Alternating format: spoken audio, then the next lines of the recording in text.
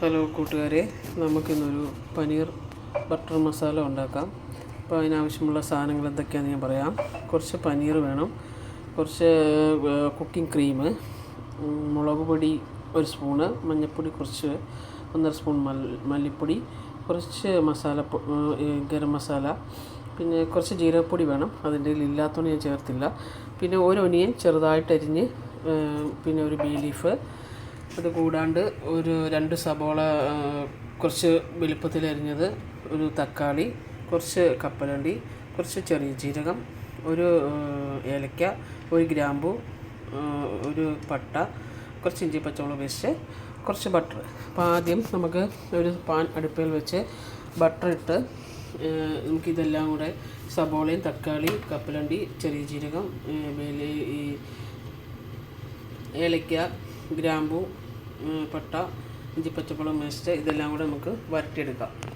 അപ്പം നമ്മൾ പാൻ വെച്ച് ബട്ടർ ഇട്ട് അതിന് നമുക്ക് കുറച്ച് ചെറിയ ജീരകം, ഒരു ഗ്രാമ്പു, പട്ട, ഒരു ഏലക്ക, ഒനിയൻ, ഇഞ്ചി പച്ചമുളക് പേസ്റ്റ്, തക്കാളി, ഇതെല്ലാം ഇട്ട് കൊടുത്ത് ഒന്ന് ഫ്രൈ ചെയ്തെടുക്കാം. നമ്മുടെ സവോളയെല്ലാം ഏകദേശം വരട്ടി റെഡിയാക്കി. ഇനി അതിനോട് നമുക്ക് എടുത്ത് വെച്ചിരിക്കുന്ന പൊടികളെല്ലാം ചേർക്കാം.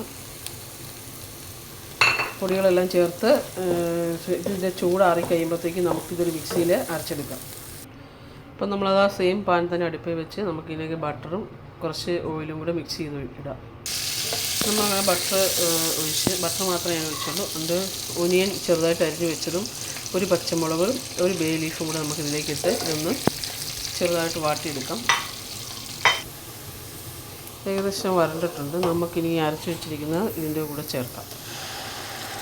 അപ്പം നമ്മൾ ആ അരച്ച് വെച്ചിരുന്ന ഇതിൻ്റെ കൂടെ എല്ലാം ചേർത്ത് കുറച്ച് വെള്ളം കൂടെ ചേർത്ത് ഇനി ഇത് ഫുള്ള് തിളച്ച് ഉപ്പൊക്കെ റെഡിയാണോ നോക്കണം. ഉപ്പൊക്കെ ആവശ്യത്തിന് ഉണ്ടോയെന്ന്. ഇതിന് ഉപ്പ് കറക്റ്റാണ്.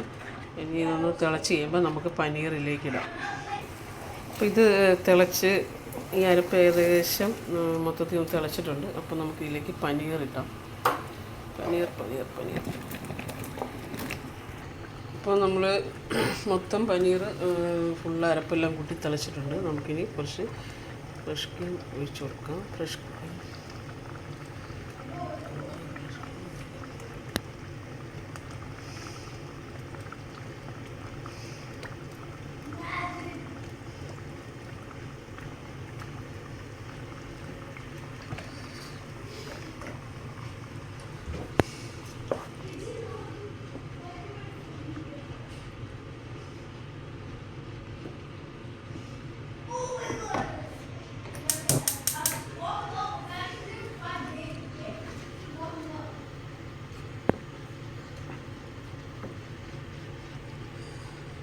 മൊത്തത്തിൽ ഒന്ന് ക്രീം ഒഴിച്ച് കഴിഞ്ഞ് തിളച്ചിട്ട് നമുക്ക് മല്ലിയില ചേർക്കാം.